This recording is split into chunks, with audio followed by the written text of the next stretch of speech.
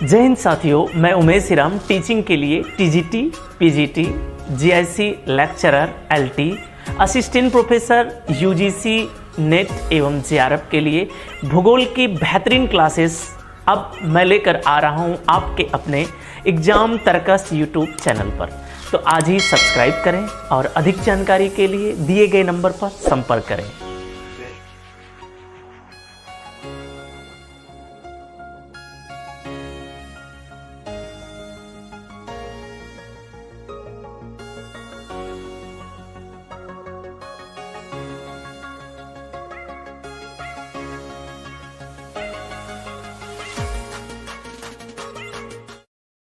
दोस्तों नमस्कार, मैं उमेश हिराम एग्जाम तर्कस के ऑनलाइन क्लास में आप सभी भाइयों का स्वागत करता हूं।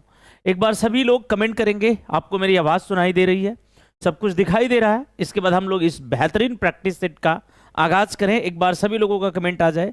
विनोद जी हैं, दिलीप जी हैं, प्रीति जी हैं, प्रियंका जी हैं, सभी लोगों का कमेंट आना शुरू हो गया। तो एक बार आप सभी लोग पुष्टि करें, आपको मेरी आवाज़ सुनाई दे रहा है। निधि जी हैं, सुधांशु गुप्ता है, प्रतिभा सिंह हैं, एकता जी हैं, रिजवान जी हैं, अशोक जी हैं, मिश्रा जी हैं, सभी लोगों का कमेंट आ रहा है। अजीत राव जी हैं, ज्योत्सेना हैं, सभी लोग एक बार कमेंट करेंगे। बिल्कुल सब कुछ ओके है। एमडी जावेद जी हैं, रोहित जी हैं, सुनील हैं, मुकेश, प्रदीप, अजीत, सभी लोगों का मैं देख पा रहा हूँ। नागेंद्र जी हैं, सभी लोगों का कमेंट आना शुरू हो गया। आइए और हम लोग चलते हैं पहले प्रश्न की तरफ। बिल्कुल मैक्सिमम भाइयों का आ रहा है। आलोकेश, सब कुछ क्लियर है। बिल्कुल बहुत बहुत धन्यवाद आप लोगों का। आ जाइए और पहले प्रश्न की तरफ हम लोग चलते हैं। और आज भी 101वीं प्रैक्टिस है, मतलब कल से भी एक स्टेप एक्स्ट्रा है, कल से भी एक स्टेप एक्स्ट्रा है। तो आ जाइए और 101वीं प्रैक्टिस है और 30 महत्वपूर्ण प्रश्नों का श्रृंखला रहेगा। ध्यान से देखते चले और उत्तर करते चले। पहले प्रश्न के लिए आंसर करिएगा आप लोग। कई बार इस टाइप का प्रश्न पूछा गया और कई बार आप लोग गलत भी किए। ध्यान से देखिए और उत्तर करिएगा। भूगर्भीय दृष्टि से भारत की सबसे पुरानी चट्टान कहां की है? भूगर्भीय दृष्टि से भारत की सबसे पुरानी चट्टान कहां की है? पंजाब के शिवालिक क्षेत्र की, राजस्थान के अरावली क्षेत्र की, कर्नाटक के धारवाड़ क्षेत्र की, मध्य प्रदेश के विंध्य क्षेत्र की। भूगर्भीय दृष्टि से भारत की सबसे पुरानी चट्टान आप लोगों को कहां पर मिलती है? ऐसा प्रश्न पूछा गया है। मैक्सिमम टाइम ये प्रश्न आपके परीक्षाओं में पूछा भी गया है। और देखिए कुछ लोग धुआंधार उत्तर भी करने लग गए, सी, कुछ लोग कर रहे हैं बी। ध्यान रखेंगे, कभी भी आपसे पूछा जाएगा कि भूगर्भीय दृष्टि से सबसे प्राचीन चट्टान, तो ध्यान रखिएगा आप लोग, जो कर्नाटक का धारवाड़ है सबसे प्राचीन, तो आर्कियन क्रम की चट्टान है। आर्कियन के बाद धारवाड़, धारवाड़ के बाद कुड़प्पा, कुड़प्पा के बाद विंध्य, विंध्य के बाद गोंडवाना, गोंडवाना के बाद दक्कन ट्रैप, और दक्कन ट्रैप के बाद तब आपका टर्शियरी, फिर क्वाटनरी। इस आधार पर राइट आंसर आप लोगों का क्या हो जाएगा? सी। जबकि आप लोगों से पूछ लेगा कि विश्व का सबसे प्राचीनतम वलित पर्वत कौन सा है, जो वर्तमान में रेजिड्यूल माउंटेन या अवशिष्ट पर्वत के रूप में विद्यमान है, तब आप लोग अरावली को करेंगे, अरावली क्षेत्र। लेकिन यहां पर चट्टान पूछा गया है, इसलिए आप लोगों को धारवाड़ क्षेत्र की चट्टानों को लेना है 1 नंबर पे। बिल्कुल मैक्सिमम मेरे भाइयों का उत्तर आ रहा है सी यहां पर। अजय और नेक्स्ट की तरफ चलते। प्रश्न नंबर 2 खूब ध्यान से देखिएगा, बहुत ही प्यारा प्रश्न है कि विवर्तनिक बल के कारण निम्नलिखित में से किस लक्षण का निर्माण होता है? यू आकार वाली घाटी, रिप्ट घाटी, अंधी घाटी, या फिर हैंगिंग वैली। बहुत ही प्यारा प्रश्न है कि विवर्तनिक बल के कारण, ध्यान रखेंगे, विवर्तनिक बल के कारण हमारे जो पृथ्वी पर कोई एक लक्षण आता है, वो कौन सा इसमें से लक्षण है? तो यू आकार की घाटी किससे निर्मित होती? हिमनदों के द्वारा, तृतीयक प्रकार के कार्यों में आता। रिप्ट घाटी, रिप्ट घाटी भ्रंशन की एक प्रक्रिया है। अंधी घाटी, अंधी घाटी को अगर आप लोग देखें तो ये काष्ठ स्थलाकृतियों में मिलता, जबकि हैंगिंग वैली या लटकती घाटी को देखें तो ये आप लोगों को हिमनदों में मिलता। जबकि रिप्ट घाटी आप लोगों को मिलता है ये विवर्तनिक घटना, क्योंकि विवर्तन, प्लेट विवर्तन जो चलता है उससे रिप्ट का निर्माण होता या वैली का निर्माण होता। तो ध्यान रखेंगे रिप्ट वैली आप लोगों का निर्माण हो जाता। और राइट आंसर आप लोगों का 2 नंबर के लिए बी आना चाहिए। और मैक्सिमम मेरे भाइयों का संतोष जी हैं, विकास जी हैं, विनोद जी, प्रतिभा, देवेंद्र जी हैं, कविता हैं, सभी लोगों का मैं देख पा रहा हूं। रवि का है, एमडी जावेद, अशोक जी हैं, ज्ञानेंद्र जी हैं, सभी लोगों का मैं देख पा रहा हूं। एक तरफ से करेक्ट आंसर आ रहा है, बिल्कुल राहुल जी हैं, सभी लोगों का सही आंसर आ रहा है। आ जाइए नेक्स्ट पे चलते, प्रश्न नंबर 3 ध्यान से देख के उत्तर करिएगा आप लोग। लिखा गया है कि मेघ निर्माण की प्रक्रिया का बढ़ते क्रम में सही क्रम बताइए। अस्तरी, कपासी, मध्य कपासी, पच्छाब स्तरी। कपासी, अस्तरी, मध्य कपासी, पच्छाब स्तरी। मध्य कपासी, अस्तरी, कपासी और पच्छाब स्तरी। कपासी, अस्तरी, पच्छाब स्तरी और मध्य कपासी। आप लोगों से बहुत ही प्यारा प्रश्न है, मैं आप लोगों को पढ़ा चुका हूं। जो क्लाउड है, बादल है, यहां पर सबसे ऊपर तो होता है पच्छाब, तो निश्चित रूप से पच्छाब होगा। पच्छाब से आगे हम लोग बढ़ेंगे तो आप लोगों को मध्य कपासी मिल जाएगा, ए ऑप्शन भी कट जाएगा। फिर कपासी, फिर अस्तरी, बिल्कुल 3 नंबर के लिए ए ऑप्शन आप लोग कर रहे होंगे। मैक्सिमम मेरे भाइयों का मैं देख पा रहा हूं कि ए ऑप्शन आना शुरू हो गया, कुछ लोगों का बी, कुछ लोगों का ए आ रहा है, तो ध्यान रखेंगे ए ऑप्शन आप लोगों का क्लियर हो जाएगा। आइए और प्रश्न नंबर 4 के लिए उत्तर करिएगा। लिखा गया है कि निम्नलिखित में से कौन सी चट्टान क्रेटन से संबद्ध है? क्रेटन से संबद्ध है। संगुटिस्कास्म, फिलाइट या फिर स्लेट या फिर ग्रेनाइट। ध्यान रखना, क्रेटन के बारे में पूछा जा रहा है। क्रेटन क्या है? तो महाद्वीपों के जो अंदरूनी भाग में चट्टान पाए जाते हैं वही होंगे। क्रेटन का क्या मतलब है? महाद्वीपों के अंदरूनी भाग में, अंदरूनी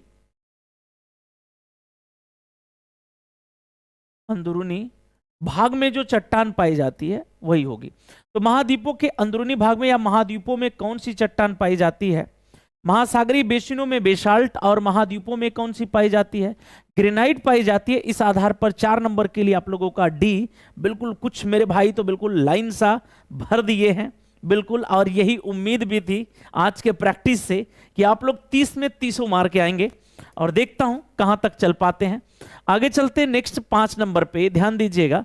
लिखा गया है कि क्रिस्टालर के सेंट्रल प्लेस मॉडल में प्रस्तुत K4 के आधार पर बस्तियों के गठन के लिए निम्नलिखित में से कौन सा आर्थिक सिद्धांत सही है? कृषि से जुड़े कार्य, परिवहन से, प्रशासन से या फिर विपणन से? कमेंट करिएगा कि जो क्रिस्टालर है वो क्रिस्टालर का K4 क्या है। मैं आप लोगों को ट्रिक बताया हूं, मैक्सिमम मेरे भाइयों को आएगा भी। वाया प्रशासनिक, वाया प्रशासनिक। यहां पर ध्यान रखें, वा से बाजार, या से यातायात, और यातायात को ही मैं कहा हूं आप लोगों से परिवहन भी जानते रहिए। प्रशासनिक होता है ये K3, ये K4 और ये K7 होता। इस आधार पर K4 है तो यातायात या परिवहन ऑप्शन में दिया होगा। देखिए परिवहन दिया गया है, और 5 नंबर के लिए राइट आंसर बी होगा, और मैक्सिमम मेरे भाइयों का बी आ रहा है 5 नंबर के लिए। ध्यान रखेंगे और आप लोग जरा बताएंगे कि ये जो क्रिस्टालर है इस मान को स्थिर मानते हैं, K3 का मान, K4 का मान, K7 का, और कौन ऐसा एक और आर्थिक भूगोलवेत्ता है जो ये मानता है कि यह मान अस्थिर है? अस्थिर मानने वाला कौन सा भूगोलवेत्ता है? कमेंट करिएगा। अस्थिर मानने वाला कौन भूगोलवेत्ता है? क्योंकि ये स्थिर मान मानते हैं। कौन मानता है कि यह अस्थिर मान है? नाम बताइएगा आप लोग। आगे चलते नेक्स्ट की तरफ। प्रश्न नंबर 6 बहुत ही प्यारा प्रश्न है, बहुत बार पूछा जाता है। भू राजनीति, जियोपॉलिटिक पद किसके द्वारा सृजित किया गया था? रेडजल के द्वारा, मैकिंडर के द्वारा, हाउसहोफर के द्वारा या फिर कजलिन के द्वारा? कमेंट करिएगा। Loss, very good, Sulekha Sahu ji हैं, अभिषेक जी हैं, विकास जी, काजल जी, सभी लोगों का, सुग्रीव का, कल्पना का है, प्रतिभा पटेल जी हैं, सभी लोगों का, एमडी जावेद जी हैं, ला नीना भी हैं, मिश्रा जी हैं, सभी लोगों का लास्ट लिख के आ रहा है। चलिए 6 नंबर के लिए कमेंट करिए। भू राजनीति, जियोपॉलिटिक्स। मैं कहा हूं इस सब प्रकार की राजनीतियां आप कर लेंगे, लेकिन भू राजनीति जब आपको करना होगा ना तो आपको कलेजा चाहिए। अगर कलेजा है तभी आप कर पाएंगे, इसलिए आप लोग टिक करेंगे कलेजा पे कजलिन। बिल्कुल, कुछ लोग हाउसहोफर कर रहे हैं जो गलत हो जाएगा। ध्यान रखिएगा प्रश्न 6 के लिए सही उत्तर जो हो जाएगा वो आप लोगों का डी हो जाएगा, कजलिन। ध्यान रखिएगा, कुछ लोग यहां पर गलती कर गए, कजलिन आप लोगों का राइट आंसर होगा। ध्यान रखेंगे 6 नंबर के लिए राइट आंसर डी हो जाएगा, कजलिन। प्रश्न नंबर 7 में मेरे सभी प्यारे भाई बताएंगे कि निम्नलिखित में से क्या समान समय को जोड़ने वाली रेखाओं को दर्शाता है। समान समय को जोड़ने वाली जो रेखा है वो कौन सी होगी? समकाल रेखा होगी, सममान रेखा होगी, समुच्च होगी या फिर समताप रेखा होगी। समान समय को जोड़ने वाली रेखा को आप लोग किस नाम से जानते हैं? नाम से यह स्पष्ट हो रहा है बिल्कुल आप लोग। भाई समकाल रेखा आइसोक्रोन दिया गया है, आइसोप्लेथ दिया गया है, आइसोहाइट्स दिया गया है, समताप आइसोथर्म दिया है। तो ये तापमान से संबंधित हो गई, ये समान ऊंचाई से संबंधित हो गई, ये समान मान से संबंधित हो गई, ये आपका समकाल से। और 7 नंबर के लिए आप लोगों का ए आना चाहिए। और मैक्सिमम मेरे भाइयों का मैं देख पा रहा हूं एक तरफ से ए आ भी रहा है। मनोज जी हैं, विकास जी है, कृतिका जी हैं, सभी लोगों का एक तरफ से यहां पर राइट आंसर आ रहा है। अजय जी हैं, सभी लोगों का एक तरफ से करेक्ट आंसर आ रहा है। यहां पे बिल्कुल ए आप लोगों का करेक्ट आंसर हो जाएगा। आइए नेक्स्ट पे चलते, प्रश्न नंबर 6 पे। प्रश्न नंबर 6 गंभीरता से लीजिएगा। अवक्षेपण से संबंधित आइस क्रिस्टल सिद्धांत किसने प्रतिपादित किया था? मुइर ने, डार्विन ने, बर्गेरान ने या फिर बावेन ने? आइस क्रिस्टल जो थ्योरी है वो किसने दिया है? कमेंट करिएगा। आइस क्रिस्टल थ्योरी या मेघ अस्थिरता सिद्धांत 1933 में मैं आप लोगों को बड़ा बता चुका हूं, पढ़ा चुका हूं। कमेंट करिएगा कि अवक्षेपण से संबंधित आइस क्रिस्टल सिद्धांत किसने दिया है। 8 नंबर के लिए मैं देखना चाहूंगा सबसे पहले किस भाई का आंसर आता है। 8 नंबर के लिए लोकेंद्र सिंह मलिक जी का डार्विन आ रहा है लिख के। यहां पर सी वालों की संख्या काफी ज्यादा है, बर्गेरान की, बिल्कुल यहां पर बर्गेरान की सबसे ज्यादा संख्या है 8 नंबर में, ध्यान रखेंगे। और राइट आंसर भी 8 नंबर के लिए आप लोगों का क्या हो जाएगा? 8 नंबर के लिए बर्गेरान आप लोगों का करेक्ट आंसर हो जाएगा। बर्गेरान आप लोगों का राइट आंसर हो जाएगा। आइस क्रिस्टल सिद्धांत किसने दिया? बर्गेरान ने दिया है, इसलिए राइट आंसर आप लोगों का सी करेक्ट आंसर हो जाएगा। चलिए आगे चलते प्रश्न नंबर 9 की तरफ, ध्यान दीजिएगा। प्रश्न नंबर 9 पे चलते हैं, ध्यान दीजिएगा आप लोग। लिखा गया है कि निम्नलिखित में से कौन गहन निर्वाह धान कृषि के अंतर्गत नहीं आता है? क्या लिखा गया? निम्नलिखित में से कौन सा गहन निर्वाह धान कृषि के अंतर्गत नहीं आता है? भारत का तटीय और डेल्टा क्षेत्र, नील घाटी और डेल्टा क्षेत्र, दक्षिणी चीन और जापान, दक्षिणी पूर्व एशिया, कौन नहीं आता है? कमेंट करिएगा। प्रश्न नंबर 9 के लिए मैं देखूं कि आप लोग क्या उत्तर करते हैं। 9 नंबर के लिए मैक्सिमम भाइयों का, अच्छा अभी 8 के लिए सी आ रहा है, 9 के लिए कमेंट करिएगा आप लोग। मैं देखूं सबसे पहले सुबी जी का है 9 के लिए बी, सबसे पहले बी आया है। और कई लोगों का बी, लोकेंद्र जी बी हैं, सुभाष जी बी हैं, एकता जी हैं, प्रिया जी हैं, सुभी जी हैं, सभी लोगों का मैं देख पा रहा हूं यहां पर कि बी आ रहा है एक तरफ से। ध्यान रखेंगे आप लोग कि जो गहन धान का निर्वाह कृषि किया जाता है वो भारतीय जो तटीय क्षेत्र है, जो डेल्टा है, वहां पर भी किया जाता है। दक्षिणी चीन और जापान में, दक्षिणी पूर्व एशिया में भी किया जाता है। लेकिन यहां पर घाटी, नील घाटी और डेल्टा क्षेत्र लिखा गया है, जहां पर गन्ना, कपास इस तरह से उत्पादन किया जाता है। तो राइट आंसर यहां पर आप लोगों का बी हो जाएगा। और मैक्सिमम मेरे भाइयों का एक तरफ से करेक्ट आंसर भी आ रहा है। आ जाइए 10 नंबर में, बहुत ही प्यारा प्रश्न है, कोपिन आप लोगों को पढ़ा दिया गया है। आप लोग उत्तर करिएगा कि निम्नलिखित में से किस अधिकतम उष्ण महीने के औसत ताप को दर्शाने वाली समताप रेखा को सामान्यतः टुंड्रा जलवायु की भूमध्य रेखीय उपांत की मान्यता प्राप्त है? 2 सेंटीग्रेड, 5 सेंटीग्रेड, 15 सेंटीग्रेड या फिर 10 सेंटीग्रेड? औसत तापमान आप लोगों को बताना है कि लगभग 10 सेंटीग्रेड रहे। ओ सॉरी, किसमें होता है टुंड्रा जलवायु? आप लोग बताएं। मैं आप लोगों को बताया हूं कि कोपिन विश्व के जलवायु को 5 भागों में, A B C D E भागों में बांटा है, यही तो भाग बांटा है। और आप लोगों को मैं बताया था कि जो टुंड्रा है वहां पर जो तापमान है वो 10 सेंटीग्रेड औसत तापमान होना चाहिए। और मैं ऐसे ही उत्तर लीक कर दिया। मुझे विश्वास भी था कि मैक्सिमम मेरे भाई इस प्रश्न का उत्तर करेंगे भी। और राइट आंसर आप लोगों का क्या हो जाएगा? 10 डिग्री। तो यहीं पर एक प्रश्न मैं पूछ लूं फिर आप लोगों से, अगर मैं लीक कर दिया तो जो आप लोगों का ए टाइप की जलवायु है जिसे आप लोग मेगा थर्मल कहते हैं, ए टाइप की जलवायु है जिसे आप लोग मेगा थर्मल कहते हैं, इस जलवायु में आप लोगों को बताना है कि जो तापमान या टेम्परेचर होता है कितना होता है। जो तापमान होता है वो तापमान कितना डिग्री होता है? भाई जब इस प्रश्न का उत्तर मैं लीक कर दिया तो स्वाभाविक सी बात है इस इस प्रश्न का उत्तर आप लोग बताइएगा कि ए टाइप की जो जलवायु है उसमें तापमान कितना दर्ज किया जाता है। तापमान कितना दर्ज किया जाता है? अशोक पाल जी हंस रहे हैं कि उत्तर लीक हो गया था। बिल्कुल, तो आप लोग बताइएगा इस प्रश्न का, मैं देखूं कि आप लोग क्या उत्तर बताते हैं। 10 डिग्री आप सभी लोगों का आ रहा है। इसके लिए बताएं आप लोग कितना तापमान होना चाहिए।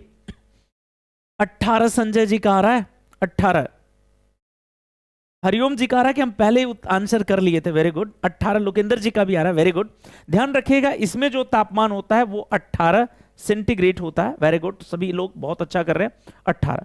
और कौन सी कोपिन की जलवायु है जिसमें तापमान को नहीं बल्कि वाष्पोत्सर्जन को, वर्षण को और वाष्पोत्सर्जन को महत्व दिया गया?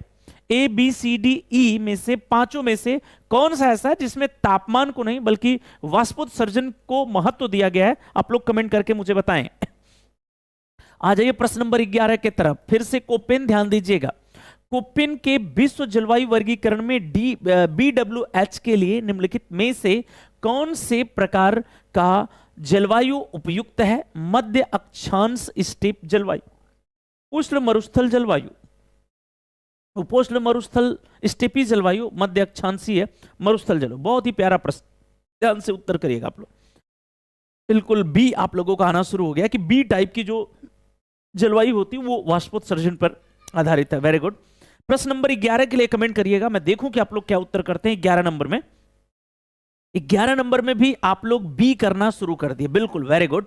देखिए मध्य अक्षांशीय स्टेपी को देखा जाए तो BSK, यही तो। उपोष्ण स्टेपी को देखा जाए तो BS और H, जबकि मध्य अक्षांश मरुस्थली को तो BW और K।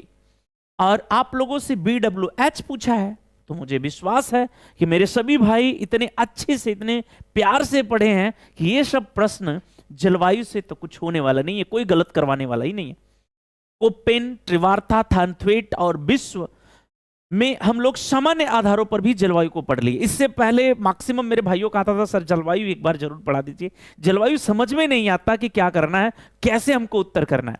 अब मुझे लग रहा है कि जलवायु आप लोग खोजते होंगे कि जलवायु से कोई प्रश्न आ जाता तो आसान हो जाता, एक नंबर हमारा बढ़ जाता। ये होता है पढ़ने और पढ़ाने का और आप लोगों के लगन और लगातार मेहनत का परिणाम है। देखिए मेहनत सब करते, मेहनत को मैं महत्व नहीं देता, लगातार मेहनत को महत्व देता हूं, क्योंकि अगर लगातार मेहनत करेंगे तभी किसी भी विषय में आप अपना प्रभुत्व स्थापित कर सकते हैं। जैसे हम लोग देखते हैं कि पहले टेट, सुपर टेट वाले या एसएससी वाले बेचारे कई प्रकार के सब्जेक्ट पढ़ते रहते हैं। इस सब्जेक्ट को दबाने की कोशिश करते, पढ़ने की कोशिश करते, तब तक दूसरा साफ, दूसरे वाले को पढ़ते तब तक पहला वाला साफ।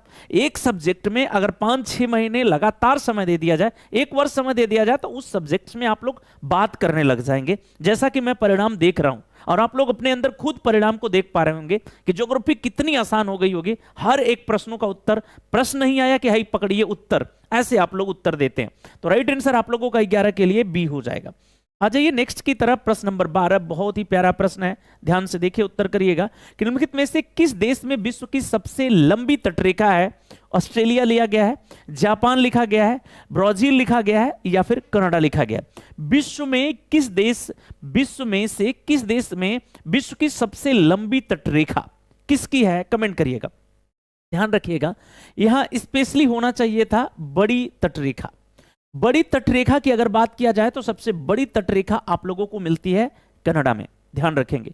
जबकि विश्व की सबसे लंबी अगर कोई पूछे आप लोगों से और वहां पर चिली भी ऑप्शन में दिया हो, ध्यान रखिएगा, चिली भी ऑप्शन में दिया हो, तो सबसे लंबी जो रेखा होती है वो चिली की होती है। ध्यान रखेंगे आप लोग, जो हाथी के आकार का।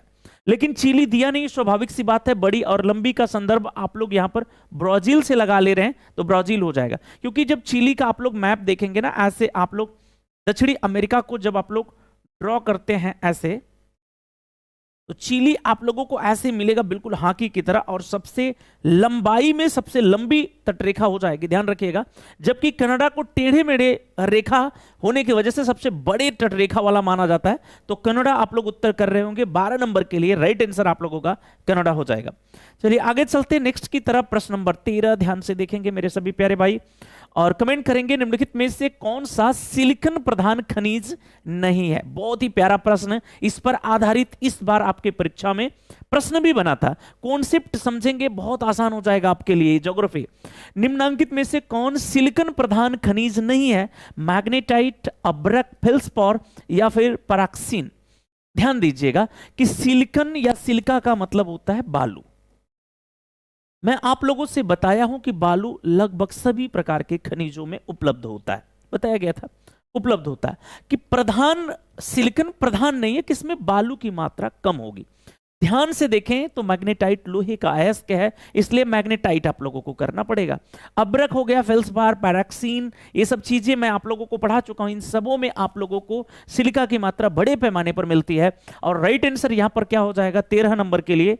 ए हो जाएगा मैग्नेटाइट। बहुत लोग अब्रक भी कर रहे हैं, जो गलत हो जाएगा। ध्यान रखेंगे, जो अब्रक है ना, अब्रक से ऊपर आप मैग्नेटाइट को रखते हैं, मैग्नेटाइट को रखेंगे और राइट आंसर आप लोगों का क्या हो जाएगा? ए हो जाएगा, क्योंकि ये लोहा का प्रकार हो जाता है ना, लोहे का प्रकार हो जाता है।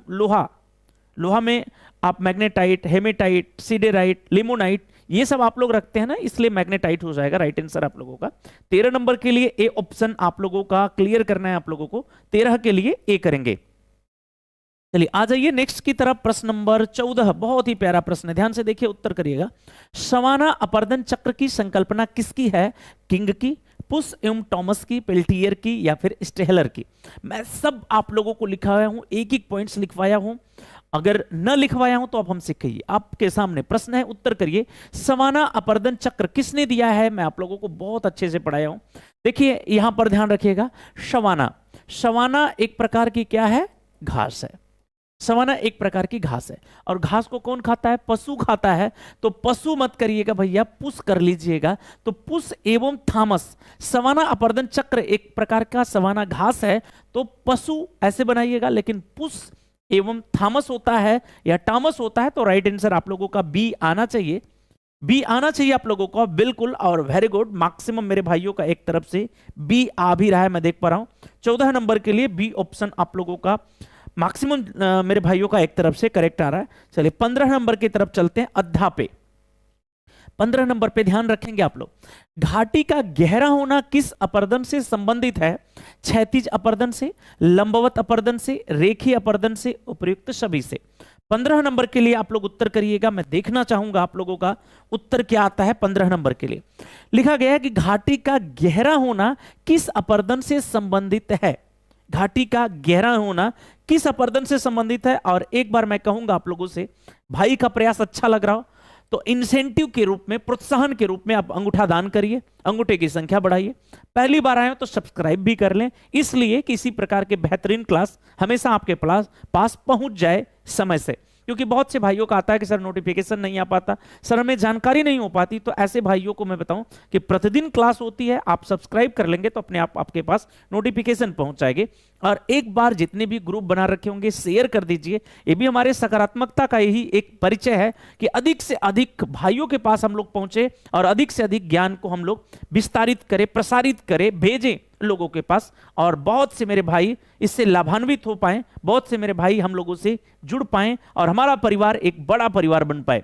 चलिए प्रश्न नंबर 15 के लिए कमेंट करिएगा। राइट आंसर 15 नंबर के लिए लंबवत अपर्दन आप लोगों का आना चाहिए बी, और मैक्सिमम मेरे भाइयों का फिर से राइट आंसर आ रहा है बी। आज मुझे देखने में काफी अच्छा लगेगा कि 30 में मैक्सिमम ऐसे आएंगे जो 25 से ऊपर स्कोर लेके आएंगे, और पेपर भी काफी अच्छा बनाया गया है, फिर भी आप लोग इतना धुआंधार तरीके से आंसर कर रहे हैं। आ जाइए नेक्स्ट पे चलते, प्रश्न नंबर 16। ध्यान देंगे आप लोग कि मरुस्थलों में किस क्रिया द्वारा सर्वाधिक अपर्दन होता? बहुत ही प्यारा प्रश्न है कि मरुस्थलों में किस क्रिया द्वारा सर्वाधिक अपर्दन होता है? अपघर्षण, अपवाहन, सन्निघर्षण, संचारण। मैं आप लोगों को पढ़ा रहा था शिगार, आप लोगों को याद होगा, आप लोगों को मैं पढ़ा रहा था शिगार। शिगार बोले तो बाह्य जो अपर्दन की प्रक्रिया है वो तृतीय क्रम में आप लोगों को पढ़ा रहा था।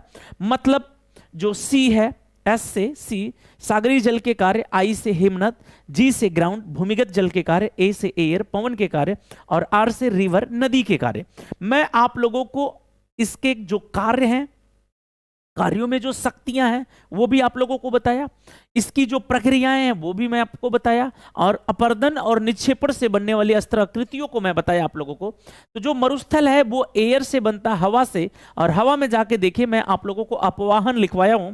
और राइट आंसर मैक्सिमम मेरे भाइयों का बी, बिल्कुल आज बिल्कुल गदर काट दिए हैं आप लोग, धुआं मचा दिए हैं। पूजा जी, कुबेर जी, रवि प्रकाश जी, आत्मा जी, सभी लोगों का मैं देख पा रहा हूं कि एक तरफ से करेक्ट आंसर आ जाए। लोकेंद्र जी हैं, हरिओम जी हैं, मनोज कुमार जी हैं, रीमा पांडे, सभी लोगों का मैं देख पा रहा हूं। नंद किशोर जी, नंद कुमार जी हैं, विनोद जी हैं, विकास पात्रा जी हैं, सभी लोगों का एक तरफ से राइट आंसर आ रहा है अपवाहन। अपघर्षण, सन्निघर्षण, संचारण, ये भी आप लोगों को मैं काफी अच्छे से पढ़ाया हूं और बताया भी हूं क्या होता है ये। प्रश्न नंबर 17 पे कमेंट करिएगा। बालसन भूस्थल संबंधित है हिमानियों से, नदियों से, मरुस्थलों से, भूमिगत जल से। बालसन भूस्थल संबंधित है, बालसन भूस्थल किससे संबंधित है? कमेंट करिएगा आप लोग। प्रश्न 17 के लिए आप लोग आंसर करिएगा, मैं देखूं कि क्या आंसर करते हैं। प्रश्न 17 में बालसन भूस्थल संबंधित है, बालसन हिमानियों में बनता है, नो। नदियों में बनता नहीं, भूमिगत जल में नहीं, मरुस्थलों में बनता। बालसन आप लोगों को पढ़ा चुका हूं, बालसन की पूरी प्रक्रियाएं। जो पर्वतीय क्षेत्र होता है मरुस्थलीय भागों में, और बारिश होती, बह के नीचे की तरफ आता, प्लेया जहां पर निर्माण होता, बजादा याद आ रहा होगा आप लोगों को, तो मरुस्थलों में निर्मित होता। राइट आंसर सी, और मैक्सिमम मेरे भाइयों का सी आ भी रहा है। चलिए प्रश्न नंबर 18 थोड़ा सा ध्यान से देखेंगे आप लोग। पूर्वी ईरान के सिस्तान प्रांत में ग्रीष्म काल में चलने वाली पवनें कहलाती हैं सिस्तान, हैबूब, नॉर्टे या फिर बोरा। पूर्वी ईरान में सिस्तान प्रांत में ग्रीष्म काल में जो चलने वाली पवन होती है वो कब चलती है? आप लोग कमेंट करिएगा, वो कब चलती है आप लोग कमेंट करिएगा। प्रश्न नंबर 18 के लिए आसान प्रश्न है, जैसा प्रश्न वैसा आंसर भी आप लोगों के सामने है। प्रश्न नंबर 18 के लिए कमेंट करिए। अभी 17 के लिए आप लोगों का आंसर आ रहा है, 17 के लिए आप लोगों का आंसर आ रहा है। एक बार आप लोग 18 के लिए कमेंट करेंगे, मैक्सिमम मेरे भाइयों का। हबूब आ रहा है आप लोगों का, कुछ लोगों का मैं देख पा रहा हूं, कुछ लोगों का ए। सिस्तान आ रहा है, सीधी सी बात है, ध्यान रखिएगा, सिस्तान आप लोगों का करेक्ट आंसर हो जाएगा। पूर्वी ईरान में सिस्तान प्रांत में सिस्तान पवन चलती है। आ जाइए आगे चलते प्रश्न नंबर 19 की तरफ। लिखा गया है कि विश्व में सर्वाधिक मात्रा में जल विद्युत कहां उत्पन्न होती है? भारत में, कनाडा में, नॉर्वे में या फिर युगांडा में। तो विश्व में सर्वाधिक जल विद्युत जो होती है उत्पादित, वो वर्तमान में देखा जाए तो चीन में होती। वर्तमान में कहां पर होती? चीन में होती, ध्यान रखेंगे। और दूसरे नंबर पे किस देश में होती? कनाडा में होती। दूसरे नंबर पे कनाडा, तीसरे नंबर ब्राजील, चौथे यूएसए, पांचवा रूस, छठवां भारत। भारत को किस नंबर पे रख रहे हैं वर्तमान में? ध्यान रखेंगे 6वें नंबर पे हो गया। फिर नॉर्वे अगर आया है तो नॉर्वे को 7वें नंबर पे रखेंगे ना, जापान, फिर स्वीडन, फिर टर्की, इस प्रकार से आप लोग कर लीजिएगा। और राइट आंसर 19 नंबर के लिए बी ऑप्शन आप लोगों का आना चाहिए। नॉर्वे कुछ लोग कर रहे हैं, नॉर्वे नहीं है, ध्यान रखेंगे। विश्व में सर्वाधिक मात्रा में जल विद्युत उत्पन्न होती है, नॉर्वे बहुत पहले था। नॉर्वे अब चला गया है कहां पर? नॉर्वे 7वें नंबर पे खिसक के चला गया। किसी जमाने में हुआ करता था नॉर्वे, इस समय चीन हो गया 1 नंबर पे। दूसरे पे कनाडा हो गया है, ध्यान रखेंगे। राइट आंसर आप लोगों का क्या हो जाएगा? कनाडा हो जाएगा। ये तो इंटरनेट पे आप लोग सर्च कर लीजिएगा, पुराने डाटा मत लिखिए। चलिए, चीबा लोहा इस्पात उद्योग केंद्र कहां है? चीबा फ्रांस में, चीन में, जापान में या फिर ग्रेट ब्रिटेन में। चीबा लोहा इस्पात उद्योग केंद्र कहां पर मिलता है आप लोगों को? 20 नंबर के लिए आप लोग उत्तर करिएगा, मैं देखूं कि मेरे सभी भाई क्या कमेंट करते हैं। 20 नंबर के लिए लिखा गया कि चीबा लोहा इस्पात जो उद्योग केंद्र है वो कहां पर है? प्रश्न 20 के लिए कमेंट करिएगा। अभी तक किसी का आया नहीं 20 के लिए, 20 के लिए कमेंट करिएगा। देखूं सबसे पहले किसका आंसर आता है 20 के लिए। एंजिल का आ रहा है 20 के लिए बी, चीन लिख के। चलिए, चीन वालों की संख्या काफी ज्यादा है, लेकिन उत्तर मार ले गया जापान। ध्यान रखिएगा कि जो चीबा लौह या लोहा इस्पात उद्योग केंद्र है वो आप लोगों को जापान में मिलता है। प्रश्न 20 के लिए उत्तर सही हो जाएगा आप लोगों का सी, जापान। सी जापान आप लोगों का करेक्ट आंसर हो जाएगा। सी जापान आप लोगों का करेक्ट आंसर हो जाएगा। आज ये प्रश्न नंबर 21 की तरफ लिखा गया है, निम्नलिखित औद्योगिक नगरों में से कौन सा नगर मध्य चिली के औद्योगिक प्रदेश में नहीं है? बहुत ही प्यारा प्रश्न है। चिली हम लोग मैप पढ़ रहे हैं, बहुत जल्दी चिली आप लोगों के लिए आएगा। सुबह थोड़ा सा व्यवधान आ रहा है 1-2 दिन से, क्योंकि रात में खुदाई हो जा रही है, रोड सड़क इन सबों का जो जेसीबी और ने लगा के, और सुबह इंटरनेट कनेक्शन गायब हो जा रहा है, क्योंकि जो इंटरनेट आता है कनेक्शन ना वो वायर के माध्यम से आता है, उसे तोड़ दे रहे हैं बेचारे दिन भर लग के। अभी मैं भी बात किया कि क्या क्या रोज की नौटंकी आप लोगों का है, कहें सर बहुत हम लोग परेशान हैं इसलिए ऐसा हो रहा है, तो ऐसा हो जा रहा है, ध्यान रखेंगे। और सुबह की क्लास थोड़ा सा डिस्टर्ब चल रही है, शाम जाते जाते सही कर ले रहे हैं, कम से कम प्रैक्टिस हम लोगों की हो जा रही है, क्लास हो जा रही है बिल्कुल। और एक आध दो दिन में वो भी चीजें हम लोग हो सकता है कि चीजें कर पाए। विकल्प के तौर पे मैं तलाश रहा हूं कि कुछ इंटरनेट का और एक व्यवस्था बना दिया जाए जिससे हमारी क्लास प्रभावित ना हो। मोबाइल के जो इंटरनेट से भी बात चल रही थी कि कनेक्ट किया जाए, लेकिन बार बार उसमें भी बफरिंग होती है, क्लास रुकती है, मजा नहीं आता है पढ़ने में, है ना। तो बिल्कुल यहां पर 21 नंबर के लिए आप लोगों का आंसर क्या आ रहा है, 21 नंबर के लिए कुछ लोगों का सी, कुछ लोगों का बी। यहां पर ध्यान रखेंगे बगोटा हो जाएगा। बगोटा कहां की राजधानी है, बता पाएंगे? बगोटा कहां की राजधानी है, प्रश्न 21 के लिए बताइएगा कि बगोटा है, बगोटा कहां की राजधानी है? कोलंबिया की है। बगोटा कहां की राजधानी है? कोलंबिया की राजधानी है बगोटा, इसलिए राइट आंसर आप लोगों का क्या हो जाएगा, 21 नंबर के लिए बी हो जाएगा। आ जाइए नेक्स्ट पे चलते, प्रश्न नंबर 22 पे। प्रश्न नंबर 22 पे ध्यान दीजिएगा कि निम्नांकित नदियों में से कौन अटलांटिक महासागर अपवाह तंत्र की नहीं है? ध्यान रखिएगा, बहुत ही प्यारा प्रश्न, झटका खाएंगे आप लोग। निम्नांकित नदियों में से कौन अटलांटिक महासागर अपवाह तंत्र की नहीं है? अटलांटिक महासागर में कौन सी नदी है जो नहीं गिरती? मिसिसिपी, ओहियो, कोलंबिया या फिर सेंट लॉरेंस? आप लोग जानते हैं सेंट लॉरेंस नदी अटलांटिक में ही गिरती है और इसी से आंतरिक जलमार्ग ईरी में, एंटारियो में, मिशिगन में, ह्यूरॉन में, सुपीरियर में, इन सबों में जा पाता है। तो सेंट लॉरेंस तो जाती है अटलांटिक में। नेक्स्ट है मिसिसिपी, चिड़िया के पंजा के आकार का डेल्टा का निर्माण करती कैरिबियन सागर, मैक्सिको की खाड़ी जो अटलांटिक महासागर का ही।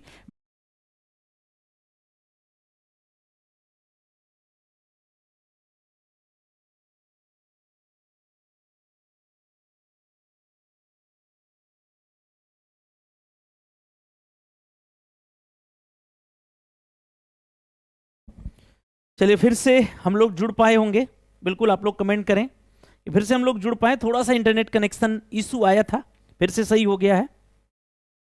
बारिश हो रही है, हमको लग रहा है कि कुछ व्यवधान आ रहा होगा, सही हो गया फिर से सब चीजें बिल्कुल। कोलंबिया यहां पर ध्यान रखिएगा, कोलंबिया पैसिफिक में गिरती है, करेक्ट आंसर हो जाएगा। आज नेक्स्ट पे चलते प्रश्न नंबर 23 की तरफ। प्रश्न नंबर 23, निम्नांकित नगरों में से कौन सा बर्फ पर बसा हुआ है? मॉस्को है, कीव है, सेंट पीटर्सबर्ग है या फिर टूला है? ध्यान रखेंगे, मॉस्को रूस में, कीव रूस, और आप लोग देखें यूक्रेन बड़ी लड़ाई हुई थी, आप लोग जानते हैं। सेंट पीटर्सबर्ग रूस में, पिट्सबर्ग यूएसए में, टूला भी रूस में। ध्यान रखेंगे यहां पर राइट आंसर है टूला। टूला ऐसा शहर है जो बर्फ पर बसा हुआ है। राइट आंसर आप लोगों का 23 नंबर के लिए डी करेक्ट आंसर हो जाएगा। 23 के लिए डी हो जाएगा, कुछ लोग सेंट पीटर्सबर्ग कर रहे हैं जो गलत हो जाएगा, 23 के लिए डी हो जाएगा। आइए नेक्स्ट के तरफ चलते, प्रश्न नंबर 24 ध्यान दीजिएगा आप लोग। लिखा गया है कि जापान का अल्पस किसे कहा जाता है? एकेसी को, हिंदा को या हिंडा को, फ्यूजियामा को या फिजोको को? कमेंट करिएगा, जापान का अल्पस किसे कहा जाता है? फिजोको को देखा जाए तो सर्वोच्च चोटी है, ध्यान रखेंगे, सर्वोच्च बिंदु आप लोगों को मिलता है जापान का। जापान का सबसे जो उच्चतम स्थान है वो होन्शु द्वीप पर है, ध्यान रखेंगे, वो होन्शु द्वीप पर है। होन्शु द्वीप पर सबसे उच्चतम स्थान आप लोगों को मिलता है। यहां पर राइट आंसर आप लोगों का क्या हो जाएगा? हिदा हो जाएगा, ध्यान रखेंगे, हिदा हो जाएगा। इसे जापान का आल्पस के नाम से हम लोग जानते हैं, हिदा या हिंदा या हिंडा ऐसे करके आप लोगों को मिलेगा। आप सर्च करेंगे तो आप लोगों को मिलेगा ऐसा। चलो बिल्कुल राइट आंसर आप लोगों का बिल्कुल करेक्ट हो जाएगा। नेक्स्ट 25 नंबर पे आ जाइएगा। लिखा गया है कि निम्न नगरों में से कौन एक मिशिगन झील के तट पर स्थित नहीं है? आप लोगों को मिशिगन झील अभी पढ़ाना बाकी है। संयुक्त राज्य अमेरिका के अंतर्गत हम लोग पढ़ रहे हैं और झील बहुत जल्दी आएगा। शिकागो, गेरी, मिल्वाकी या फिर डुलूथ? कमेंट करिएगा कि निम्न नगरों में से कौन मिशिगन झील पर स्थित नहीं है। ध्यान रखेंगे, अगर हम लोग झीलों को पढ़ेंगे आगे क्लियर करेंगे, कुछ इस प्रकार से आप लोग झीलों को देखेंगे, झीलों को देखेंगे ऐसे। इसे आप लोग सुपीरियर, इसे मिशिगन, इसे आप लोग ह्यूरॉन, इसे आप लोग ईरी और एंटारियो के नाम से आप लोग जानेंगे। इसमें हम लोग देखेंगे कि जो मिशिगन झील है इस पर आप लोगों को शिकागो, गैरी और मिल्वाकी मिलेगा, जबकि डुलूथ नहीं। फिर कोई पूछ ले कि डुलूथ किस झील पे है, तो डुलूथ सुपीरियर झील पे है, तो आप लोग लिख सकते हैं कि यह है सुपीरियर झील पर। डुलूथ किस झील पर है? सुपीरियर पर। तो राइट आंसर आप लोगों का डी हो जाएगा। और मैं आप लोगों को काफी अच्छे से पढ़ाऊंगा, ट्रिक बना बना के बहुत ही प्यार से आप लोगों को प्रत्येक झीलों के बारे में बताऊंगा। 25 प्रश्न हो गए, 5 प्रश्न शेष बचे हुए हैं। सभी मैप में आप लोग चीजों को क्लियर करेंगे। प्रश्न नंबर 26 बहुत ही प्यारा प्रश्न, ध्यान दीजिएगा कि निम्नलिखित में से किस नदी को शांगपो कहा जाता है? निम्नलिखित में से किस नदी को शांगपो कहा जाता है? मैं इतना हिंट दूं कि उस नदी को तिब्बत की पठार से जब वो निकलती है नदी, तब वह नदी यारलुंग शंगपो के नाम से कहलाती है। चिमायुंग डुंग हिमनद, वर्तमान में अंगसी ग्लेशियर। वही जब पहुंचती है अरुणाचल प्रदेश में तो उसे दिहांग, वही जब पहुंचती है असम में तो वही विकल्प दिया गया है, मैं बताऊंगा नहीं। फिर इसके बाद पहुंचती है ऊपरी बांग्लादेश में जमुना, फिर पद्मा से मिलती है, पद्मा बोले तो गंगा से गोइंदो नामक स्थान पर। क्या नाम उसका है? बिल्कुल, वेरी गुड, राइट आंसर आप लोगों का ब्रह्मपुत्र। ब्रह्मपुत्र काफी डिटेल में मैं आप लोगों को एप्लीकेशन पर पढ़ाया भी हूं, अपोहा तंत्र में इसकी तमाम सहायक नदियों को पढ़ाया हूं, कहां कहां से निकल रही है, क्या क्या नाम, कहां कहां पर विविध नाम पड़ते हैं, सब कुछ आप लोगों को पढ़ाया गया। तो राइट आंसर आप लोगों का क्या हो जाएगा? सी हो जाएगा, ब्रह्मपुत्र। बिल्कुल, चलिए आ जाइए नेक्स्ट की तरफ। प्रश्न नंबर 27, अभी भी 3 प्रश्न शेष। कोडरमा किस खनिज का खनन क्षेत्र है? लौह एस्क, अब्रक, तांबा या फिर बक्साइट? कोडरमा आप लोगों को जेएच में मिलता है, जेएच में आप लोगों को मिलता है कोडरमा। और कोडरमा किसके लिए फेमस है? कमेंट करिएगा आप लोग, कोडरमा किसके लिए फेमस है? प्रश्न नंबर 27 के लिए कमेंट करिएगा। जय है, सुरेश है, मंजू है, बिल्कुल विकास जी हैं, सुरेंद्र जी हैं, सभी लोगों का कमेंट यहां पर आ रहा है। और प्रश्न नंबर 27 के लिए बताइएगा कि कोडरमा किसके लिए फेमस है भाई? अब्रक के लिए, माइका के लिए फेमस है। तो राइट आंसर 27 नंबर के लिए आप लोगों का जो करेक्ट आंसर हो जाएगा, मैक्सिमम मेरे भाइयों का आ रहा है 27 नंबर के लिए बी, अब्रक आप लोगों का करेक्ट आंसर हो जाएगा। आ जाइए नेक्स्ट पे चलते, प्रश्न नंबर 28, ध्यान दीजिएगा आप लोग। लिखा गया है कि शिव समुद्रम जल विद्युत योजना किस राज्य में है? आंध्र प्रदेश में, महाराष्ट्र में, कर्नाटका में या फिर तमिलनाडु में? कमेंट करिएगा। लगभग 98 मीटर ऊंचा जल नीचे गिरता है, ऊपर से नीचे, समुद्रम, शिव समुद्रम, और वहीं पर बनाया गया है इस जल विद्युत परियोजना को। तो आप लोग कमेंट कर सकते हैं 1902 में बनाया गया है, किस राज्य में है? ध्यान रखेंगे, मैं आप लोगों को कई बार बताया हूं, हमेशा ध्यान रखिएगा, शिव का जोश। और ये हमेशा आप लोगों से हर परीक्षाओं में मुलाकात करेगा। शिव का जोश, शिव समुद्रम कावेरी पर, और जोग शरावती पर, दोनों के दोनों किस राज्य में? कर्नाटक में। बहुत नाटक करते हैं इसलिए कर्नाटक। और राइट आंसर आप लोगों का 28 नंबर के लिए सी करेक्ट होगा। मैक्सिमम मेरे भाइयों का सी यहां पर आ रहा 28 नंबर के लिए, कर्नाटक। आज ये प्रश्न नंबर 29 की तरफ चलते, बहुत ही प्यारा प्रश्न। नवेली लिग्नाइट निगम किस राज्य में लिग्नाइट कोयला निकालता है? तमिलनाडु, जम्मू कश्मीर, असम या फिर राजस्थान? ध्यान रखिएगा, जो कोयला है इस कोयले के सामान्यतः 4 प्रकार होते हैं, ए, बी और एलपी। ए, बी, एलपी। ए से एंथ्रेसाइट, बी से बिटुमिनस, एल से लिग्नाइट, पी से पीट।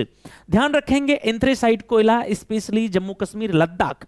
बिटुमिनस कोयला गोंडवाना क्रम के जो चट्टान है उसमें, और बिटुमिनस प्रकार के कोयले का 98% भाग इसी गोंडवाना क्रम के शैलों में ही पाया जाता है। 2% टर्शियरी में पाया जाते हैं। लिग्नाइट का जो सबसे बड़ा निक्षेप आप लोगों को मिलता वो किस राज्य में?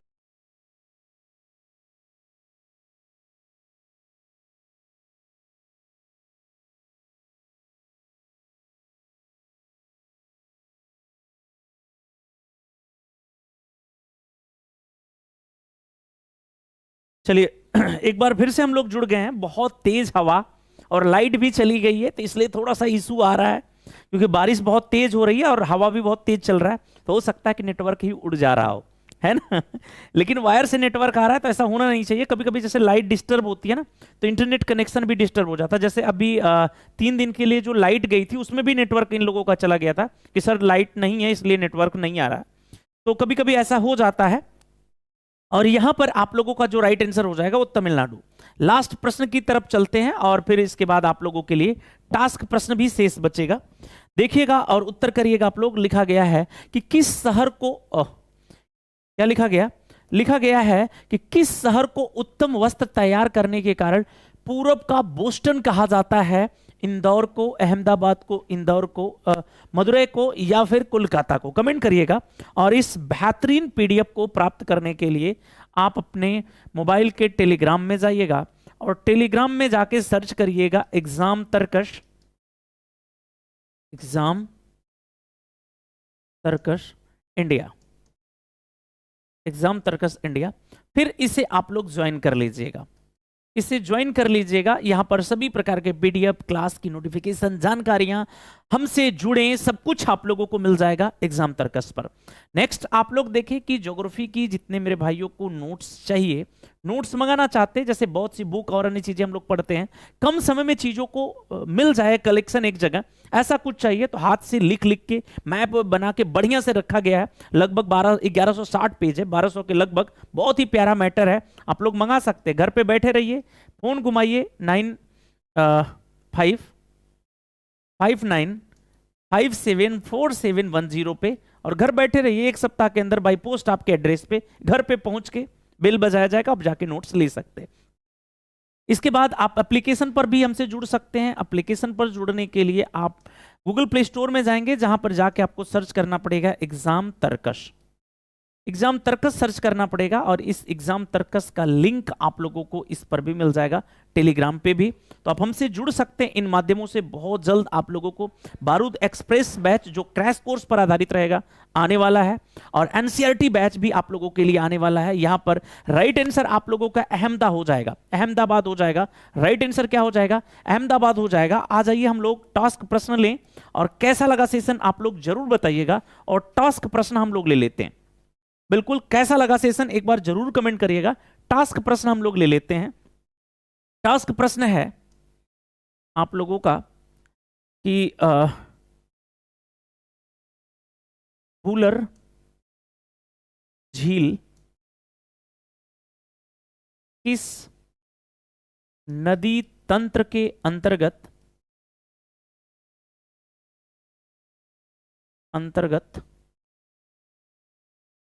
आती है? भारत की सबसे बड़ी ताजे जल की झील है, मीठे जल की झील है वूलर झील, और किस नदी तंत्र के अंतर्गत ये आती है? आपको कमेंट करना है किस नदी तंत्र के अंतर्गत आती है, कमेंट करिएगा। कैसा लगा सेशन सभी मेरे प्यारे भाई कमेंट करेंगे। और इतनी बड़ी संख्या, इतना ज्यादा प्यार देने के लिए पुनः आप लोगों का तहे दिल से शुक्रिया अदा करता हूं, धन्यवाद देता हूं आप लोगों को। और सब कुछ सही रहा तो कल हम लोग संयुक्त राज्य अमेरिका को बढ़ रहे हैं, मॉर्निंग में 7 AM पे जरूर मिलेंगे। कैसा लगा सेशन एक बार जरूर कमेंट करिएगा। चलिए, बहुत बहुत धन्यवाद आप लोगों का। निस्वार्थ भाव से ज्ञान, यही एग्जाम तर्कस की पहचान। हर हर महादेव, जय हिंद, धन्यवाद।